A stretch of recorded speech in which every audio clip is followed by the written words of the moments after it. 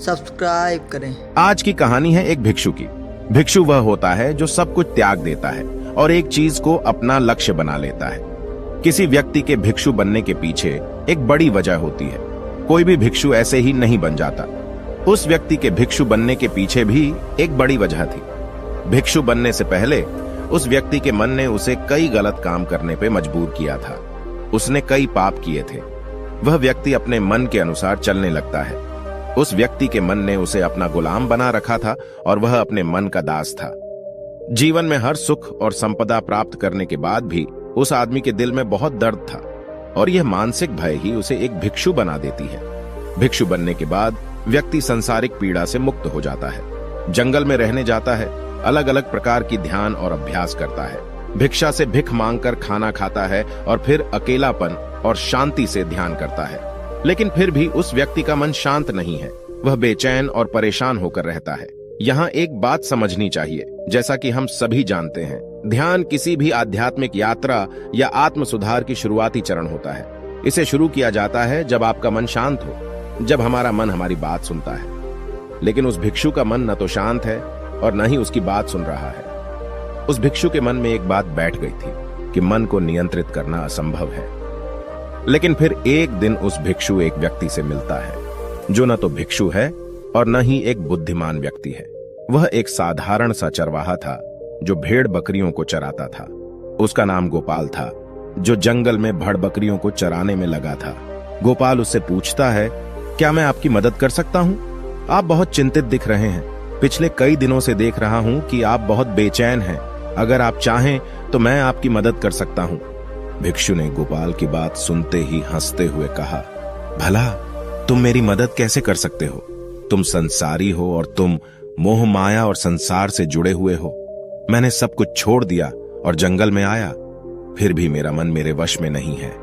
गोपाल कहता है कि हाँ, मैं तुम्हें सिखा सकता हूं। मुझे अपने मन को वश में करना आता है। वह चरवाहा कहता है, मन को वश में करने के लिए सभी वस्तुओं का त्याग करने की आवश्यकता नहीं है, ना ही जंगल में आकर रहने की जरूरत है। मन को वश में करने के लिए बस एक चीज को छोड़ना सबसे जरूरी है। वह भिक्षु उस चरवाहे से पूछता है, वह एक चीज क्या है? चरवाहा कहता है, वह एक चीज है गलत जानकारी। आज तक हमारे भीतर जो भी जानकारी गई है उसी ने हमारे मस्तिष्क और मन का निर्माण किया है। सन्यासी उस चरवाहे से पूछता है, परंतु वह कैसे? वह चरवाहा समझाते हुए कहता है, मान लो तुमने आज तक अपने जीवन में सेब का फल ही नहीं खाया है। तुम्हें सेब के स्वाद के बारे में कुछ भी नहीं पता। तो क्या तुम्हारा मन कभी सेब खाने को कर सकता है? नहीं ना। इसीलिए हमारे मन का निर्माण जानकारी से होता है। वह सन्यासी चरवाहे की बात से प्रभावित हो जाता है और कहता है, क्या तुम मुझे थोड़ा और विस्तार में बता सकते हो इसके बारे में? गोपाल भिक्षु को बताता है कि अगर तुम अपने मन को नियंत्रित करना चाहते हो तो मेरी बातें ध्यान से सुनो। तुम अपने मन को नियंत्रित कर सकते हो जब तुम अपने मन की जड़ों को देख पाओगे। मन का निर्माण जानकारी से होता है और हमारे शरीर में जानकारी के 5 प्रवेश द्वार होते हैं। पहला, आंख। अपनी आंखों से जो कुछ भी देखते हैं, अच्छा या बुरा, वह सब हमारे मन की याददाश्त में इकट्ठा होता रहता है। दूसरा, कान। जो कुछ भी हम अपने कानों से सुनते हैं हमारे मन में वैसे ही बीज के रूप में बोया जाता है। तीसरा, जीभ। जिस भी चीज का स्वाद हम ले लेते हैं वह हमारे मन की याददाश्त में अंकित हो जाता है। चौथा है नाक। जो एक बार सूंघ लेते हैं, चाहे वह सुगंधित हो या दुर्गंधित, वह हमारे मन में दर्ज होता है। और पांचवा है स्पर्श। जिस चीज को हम एक बार छू लेते हैं, स्पर्श कर देते हैं, उसकी याददाश्त हमारे मन में कहीं ना कहीं अंकित हो जाती है। इन 5 और शारीरिक द्वारों से जो भी जानकारी हमारे अंदर प्रवेश करती है वह जानकारी बीजों के रूप में जमा हो जाती है और धीरे धीरे वृक्ष बनते हैं। हमारा मन मिट्टी की तरह है जिसमें बीज बोए जाते हैं और हमारी बुद्धि बीज बोने वाले किसान की तरह है। अगर हमारी बुद्धि गलत जानकारी के बीजों को सही जानकारी के बीज समझकर बो देगी और भविष्य में जब वह बीज वृक्ष बनेगा तो भविष्य में वह पेड़ खराब फल देगा। हमारा मन एक उन्नति के काबिल किसी खेती की तरह है जिसमें हम जो भी बीज बोते हैं वह हमारे अंदर उग जाते हैं। जैसे कि एक किसान ध्यान से सही बीज चुनकर उगाता है ताकि उसकी फसल भरपूर और फलदार हो, हमें भी अपने मन को सच्चे और सकारात्मक विचारों से सजाने की जरूरत होती है। जैसे कि एक माली अपने उद्यान की देखभाल करता है, हमें भी अपने मन की देखभाल करनी चाहिए, सच्चे विचारों, अनुभवों और जानकारियों से इसे पोषित करके। इस तरीके से हम अपने अंदर एक समृद्ध भावनाओं, समझदारी और विकास के वृक्षों को खूबसूरती से फूलने देते हैं। तुम्हारा मन तुम्हारे बस में इसीलिए नहीं है क्योंकि तुमने पहले से ही अपने मन में बहुत सारे गलत बीज बो रखी हैं और अब वह बीज बड़े वृक्ष बन चुके हैं।